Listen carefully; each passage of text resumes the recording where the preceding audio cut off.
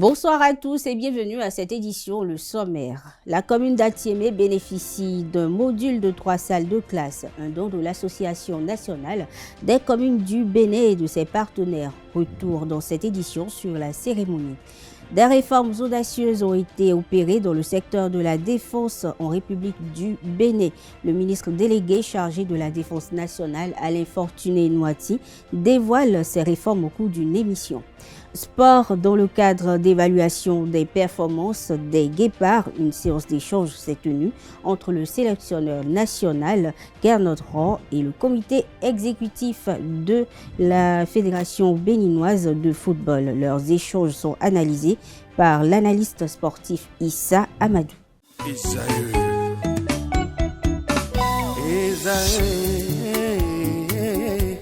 Vous recherchez une école de référence pour une double formation universitaire et professionnelle de qualité? Voici l'opportunité à ne pas rater. L'École supérieure d'administration, d'économie, de journalisme et des métiers de l'audiovisuel ESAE vous offre des programmes d'enseignement en licence et en master orientés vers l'emploi qui font d'elle une référence à travers les filières de l'administration générale et territoriale, l'administration du travail et de la sécurité sociale, droit, diplomatie et relations internationales, administration hospitalière, universitaire et intendance, journalisme et métiers de l'audiovisuel et toutes les filières des sciences de gestion. Une seule adresse, www.esae.bj. Rendez-vous dès maintenant sur nos campus ESAE Bedjromende au numéro 90 93 65 21 ou au numéro 98 98 14 00. Paracourt sur le numéro 52 46 12 12. Aboumé-Calavi au numéro 52 88 44 44. Akpaka au numéro 52 88 33 33. ESAE, l'excellence à un nom.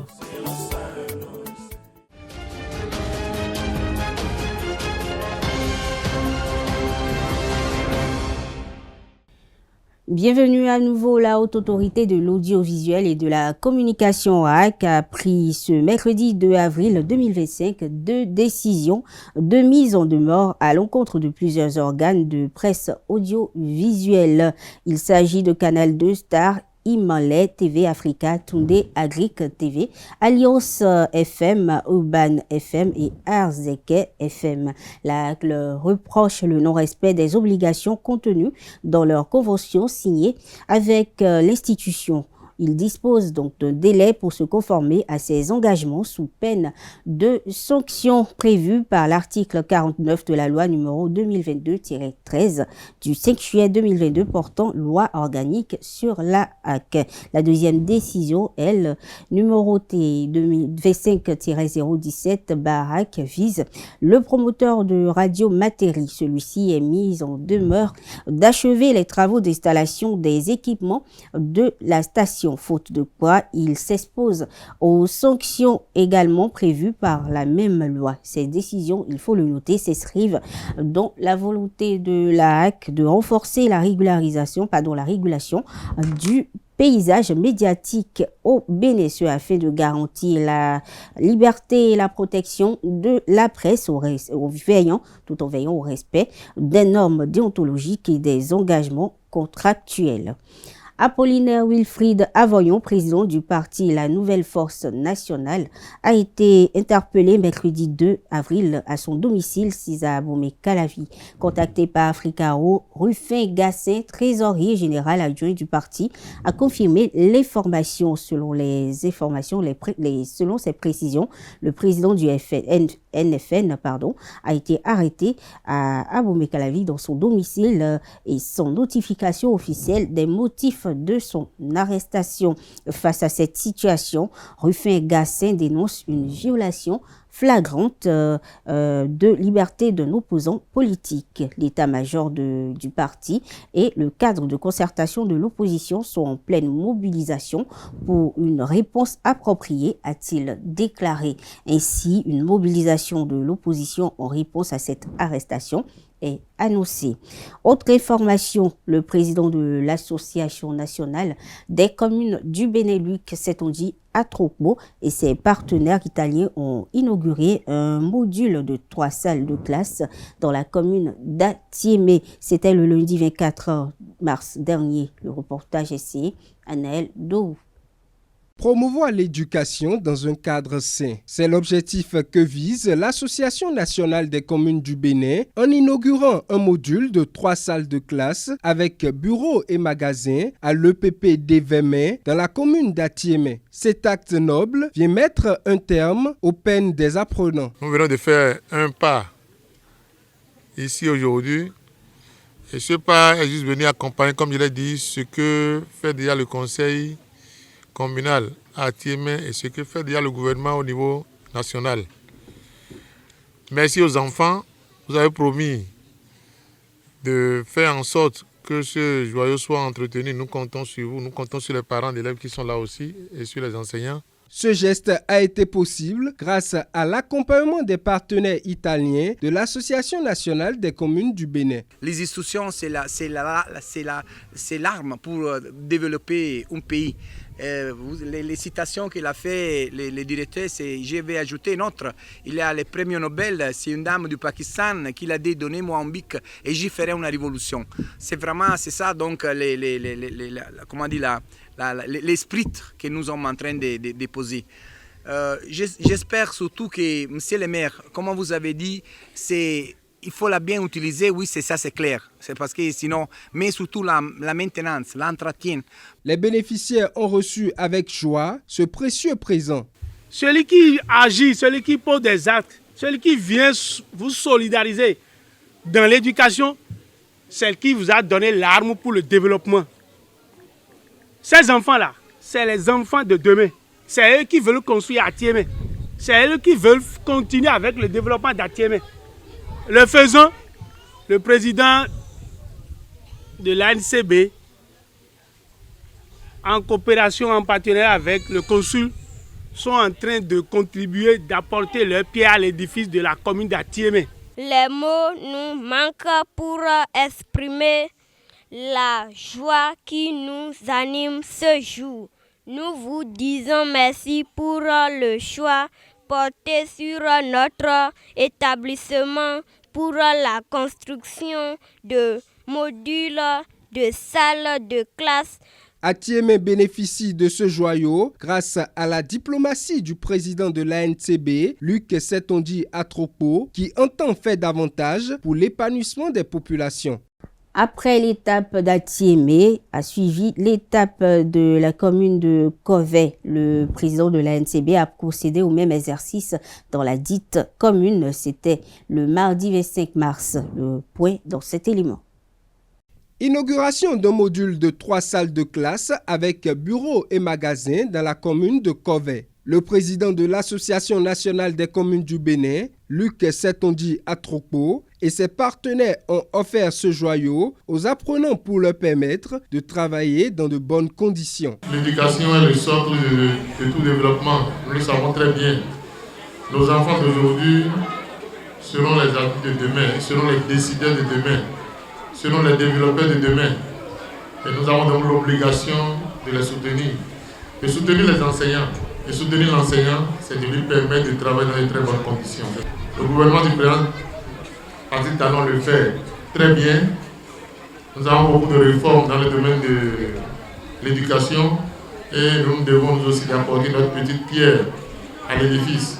Cette infrastructure a été construite grâce à une famille italienne. En représentation de la famille Dorsi. C'est grâce à eux qui aussi sont fait l'école Gennaro Dorsi.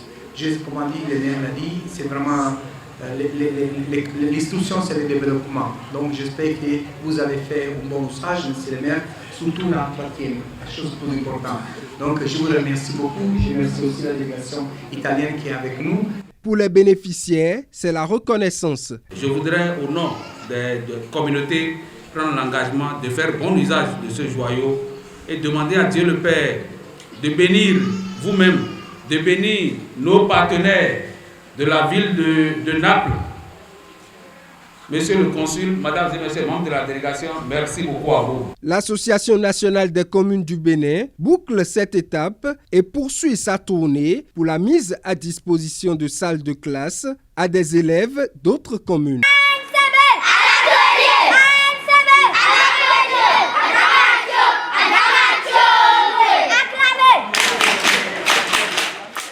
Le gouvernement béninois a entrepris depuis 2016 des réformes audacieuses pour redynamiser le secteur de la défense.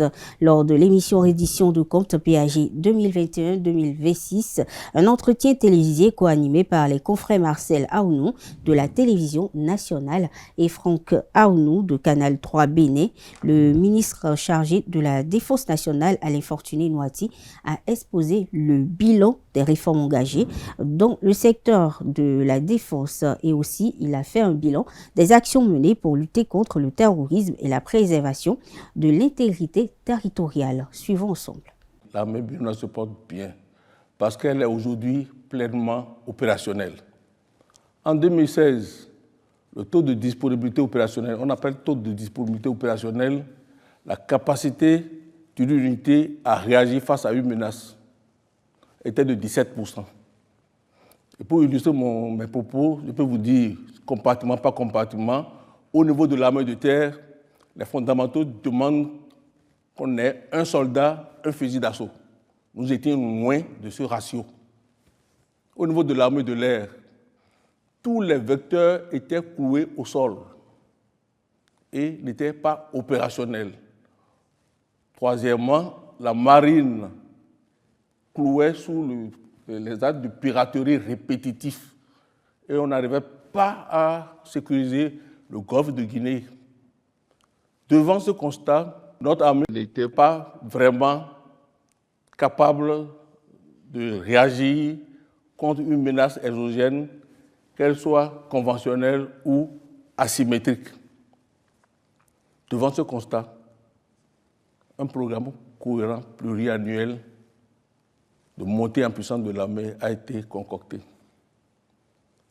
Et ce programme, sa réalisation a permis d'avoir une montée en puissance des forces armées béninoises à travers le PAG 1 et le PAG 2. Aujourd'hui, nous côtoyons un taux de disponibilité autour de 78% et nous pouvons dire que les forces armées béninoises sont pleinement opérationnelles.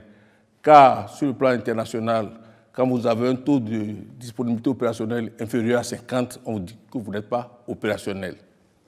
Entre 51 et 75, vous êtes à peine opérationnel. Au-delà de 75, vous êtes pleinement opérationnel. C'est dans ce segment que le Bénin est aujourd'hui et nous ambitionnons, fini avant 2026, aller à 96% de taux de disponibilité opérationnelle. Donc une armée forte. Heureusement, il y a ce phénomène qui a cours dans la sous-région depuis 2012. Janvier 2012, on a connu la première attaque terroriste au Mali. Et nous avons suivi la progression de ces attaques du Mali. On est venu au Burkina, au Niger. Et devant cette progression, le Bénin a adopté une approche anticipative. Plusieurs opérations ont été montées. La dernière en cours, qui est toujours en cours, c'est l'opération Mirador. Ce qui nous a permis de disposer déjà au niveau des zones susceptibles d'être impactées par ce phénomène de forces présentes et aguerries. La première attaque a eu lieu le 2 décembre 2021. Il y a eu l'effet de surprise, effectivement, on peut dire. Mais depuis cette attaque, les forces armées béninoises repoussent toute tentative des assaillants et nous avons plusieurs dégâts dans leur rang, des dizaines de terroristes neutralisés, des centaines aujourd'hui clouent sous les verrous de la criette et actuellement les attaques se font rares et la plupart du temps à l'avantage des forces armées béninoises. Je vais profiter de cette occasion pour saluer la bravoure de nos hommes qui sont actuellement sur le terrain et demander qu'une intention soit faite à ceux qui ont perdu la vie ou ceux qui ont perdu leur capacité de mouvement dans ces opérations. Il n'y a jamais eu de guerre sans quelques victimes. Et là, je crois que toute la nation leur envoie. Suivons à présent ce reportage réalisé par la présidence de la République qui illustre les actions menées par le gouvernement en collaboration avec le ministère de la Défense pour contrer la menace terroriste. Toute la sous-région ouest-africaine est en proie à l'extrémisme violent qui aboutit au terrorisme. Le Bénin a très tôt pris la vraie mesure de la menace. Des actions de prévention sont engagées. Entre autres actions, la bascule des troupes de la guerre conventionnelle vers la guerre asymétrique.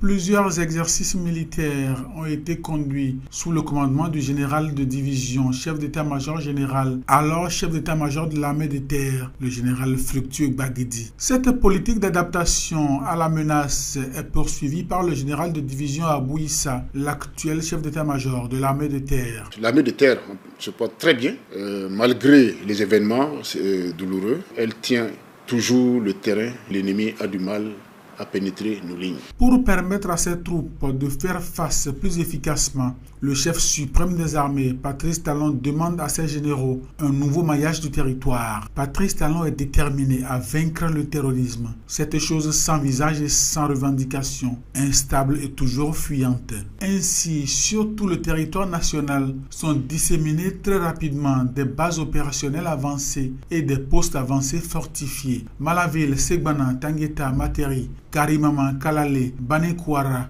Abomey-Calavi. 8 au total, en plus des positions installées dans le cadre de l'opération Mirador. Les postes avancés fortifiés sont des infrastructures modernes pour protéger les hommes au plus près de la menace. Ce type d'infrastructure n'existe pas au Bénin avant 2016. Aujourd'hui, les armées béninoises s'appuient sur les 15 postes avancés fortifiés pour faire face à la menace terroriste.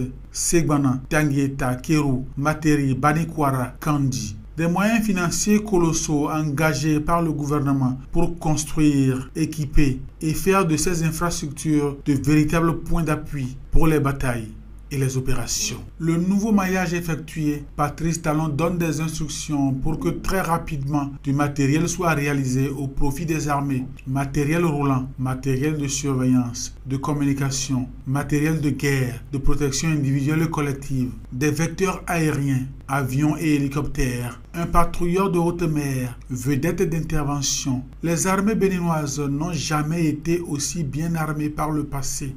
Chaque soldat envoyé au front dispose de ce qu'il lui faut en termes d'armement et de protection. Même s'il faut le reconnaître, les conditions géographiques sont difficiles dans ces zones reculées. Toujours pour renforcer les armées béninoises, du matériel de pointe est en cours d'acquisition. À côté de ces énormes efforts, les conditions de vie s'améliorent progressivement en ce qui concerne la paye du soldat et surtout la prise en charge des ayants droit du soldat qui, avec bravoure, a fait sur le champ de bataille le sacrifice suprême. À l'arrière, la formation des hommes continue, formation de spécialité et aguerrissement.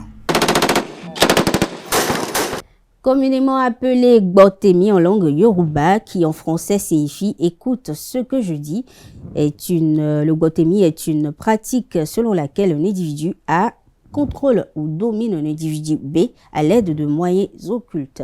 Des citoyens rencontrés dans la ville de Cotonou se livrent sur le sujet au micro de Francis Fahami, Nasserine Fatoumbi. C'est des incapables. Il y a d'autres qui ne cherchent pas, ils ne savent pas chercher femme. Il y a d'autres qui n'ont pas la chance de la femme. Et ils sont frustrés. Si je prends les hommes, pour la plupart, ce sont les hommes qui le font. Et ces hommes-là, c'est frustrés. Ils peuvent même avoir des moyens, mais ils ne savent pas draguer une femme. Et donc ils sont obligés de la basser. Même ceux qui courtisent la femme aussi, ils vont les basser aussi. C'est-à-dire, eux, c'est leur travail ça. Et même c'est en vogue maintenant. Je connais les produits qu'on peut utiliser pour basser une femme, pour basser un homme, mais c'est pas bon. Moi-même, prendre ma main et faire ça, moi, je n'ai jamais fait ça. Jamais. Quand tu fais ça là, quelques années, vous aurez encore des problèmes. Vous aurez des problèmes. Donc il faut chercher à aimer, il faut chercher que tu sois aimé.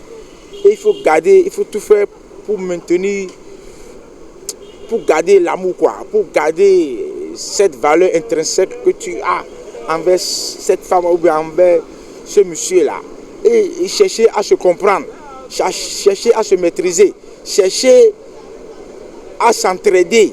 Et comme ça, là, elle va rester. J'appelle ça l'ignorance, monsieur le journaliste. J'appelle ça l'ignorance. On ne fait pas gris-gris pour marier ou bien chercher un homme ou bien une femme. Quand tu fais gris-gris pour chercher un homme ou bien une femme, plus tard, ça devient danger dans le foyer. Ça devient un danger dans le foyer parce que ce n'est pas la volonté de la femme ou bien de l'homme qui s'est mis avec toi. Demain, il y aura crash. Il y aura crash parce que la fille qui est tranquille ou bien la femme qui a un enfant, deux enfants, et toi tu veux aimer ça, pourquoi ne pas être clair avec elle? Si elle veut vivre avec toi, elle vit. Si elle ne veut pas, m'aide, va chercher. Gbasser Marie, bon, c'est un peu difficile, sauf si vous vivez ensemble. Sinon tu peux la gbasser, mais c'est très peu. Mais souvent c'est les hommes. Et ceux qui font ça là, souvent c'est des incapables, vous allez voir, ils ne savent pas, et ils ont cru qu'ils ont les moyens, ou bien ils ont une place, et ils vont influencer, intimider. Bon, comme ça ne marche pas, c'est basse. Donc c'est pour basser. J'en ai connu beaucoup de cas. Ça a commencé quelque part. Et de père en fils, on commence. Si tu cherches la femme où elle te fait chakra, tu vas le faire ça. Mais ça là, ça a aussi son inconvénience. Si tu fais ça là, il faut savoir qu'un an plus tard, la femme va te laisser. 1 an, 2 ans là, cette femme là que tu as bassée là va te laisser. Vous n'avez pas besoin de basser une femme. Vous avez vu ce que ça amène, mes chers journalistes? Ça amène toujours des problèmes. Ce n'est pas bon de chercher une femme parce que j'ai gris-gris ou bien je connais gris-gris. Quand tu cherches une femme avec gris-gris, la femme là, ce que vous ne savez pas sur cette terre, je ne peux pas dire que c'est les diables, mais je vais vous dire, c'est des êtres dangereux. Actualité hors de nos frontières. Au Mali, l'armée malienne précise sa version au sujet du drone abattu dans la nuit du 31 mars au mardi 1er avril à la frontière algérienne. Dans une vidéo en Bambara diffusée cette nuit sur les réseaux sociaux et dans une intervention en français diffusée le 2 avril au soir sur la télévision d'État au RTM, l'armée assure que son drone n'est pas entré sur le territoire algérien. Bamako n'avait jusque-là pas réagi à la revendication de l'Algérie qui assume la destruction de ce drone au motif qu'il avait, selon Alger, pénétré de 2 km à l'intérieur du territoire algérien et qu'il s'agissait donc de préserver les frontières nationales de toute menace. Autre information de nos frontières, la défense civile à Gaza a fait état de ce jeudi 3 avril de la mort d'au moins 25 personnes suite à une frappe israélienne sur une école abritant des personnes déplacées dans la ville de Gaza, dans le nord du territoire. 25 personnes ont été tuées et au moins 100 blessés suite à une attaque israélienne sur une école, sur l'école plus précisément Dar al-Arkam dans le quartier Al-Toufa dans le nord-est de la ville de Gaza. L'information a été donnée par Mahmoud Bassal, porte-parole de la défense civile à Gaza, à la hausse précédent bilan de 19 morts. L'armée israélienne avait auparavant, il faut le noter, affirmé avoir mené une frappe aérienne sur un poste de commande de l'Hamas dans le secteur de Gaza-Ville. On parle de sport dans cette édition. Ce mercredi, le comité exécutif de la Fédération béninoise de foot a échangé avec Gernot Rohr, le sélectionneur national des Guépards, pour évaluer les performances de l'équipe. À l'occasion, le président Mathurin de Chacus a insisté sur l'importance d'analyser chaque match, tandis que le sélectionneur a souligné les défis rencontrés. Déplacements difficiles, manque de temps de jeu, absence du public et impact du jeune font partie des points évoqués par le sélectionneur national. L'analyste sportif Issa Amadou décrypte ces échanges au micro de Romaric Djesougo Benou. Dans un premier temps, il faut louer déjà cette convocation du sélectionneur national par les membres du comité exécutif. C'est comme ça que cela doit se faire. Mais la question que je me pose, pourquoi maintenant? Pourquoi seulement maintenant? Pourquoi est-ce que c'est la seule fois qu'on trouve à convoquer le sélectionneur national alors qu'il y a longtemps que ça n'allait pas? Il y a eu des cas, il y a eu des situations. Souvenez-vous que Gernot Rohr a aligné 10 matchs dans ce pays ici sans la moindre victoire. Donc il n'y avait aucune communication entre lui et les membres du comité exécutif? Non. Je pense que les membres du comité exécutif doivent jouer pleinement leur rôle. Leur rôle, c'est d'être scotché chaque fois au bien-être du football dans tous les compartiments et au niveau de toutes les catégories. Donc quand ça ne va pas au niveau de la catégorie phare, qui est la catégorie senior, je pense que ces genres de rencontres doivent être multipliées et non choisir une rencontre au pifomètre, parce que la question elle est là. C'est-à-dire, on se pose la question de savoir, est-ce que les membres du comité exécutif ont décidé eux-mêmes de rencontrer Gernot Rohr, savoir ce qui s'est passé par rapport à ces deux matchs-là, ou bien ont-ils envie en réalité de répondre à une certaine préoccupation du public? Parce que le public a été on ne peut plus clair. Il fallait à un moment donné prendre une décision. Le public était fâché après ces deux matchs-là. Et les membres du comité exécutif étaient interpellés par le public. Donc est-ce que c'est pour, on va dire, apporter un apaisement au public que cette décision de convoquer Gernot Rohr a été prise, ou bien c'est parce qu'ils étaient à un moment donné préoccupés par l'équipe nationale, par les résultats de l'équipe nationale, qu'ils ont décidé de convoquer le sélectionneur national? La question, elle est là, puisqu'il vient de nous démontrer qu'ils n'avaient pas l'habitude de le faire.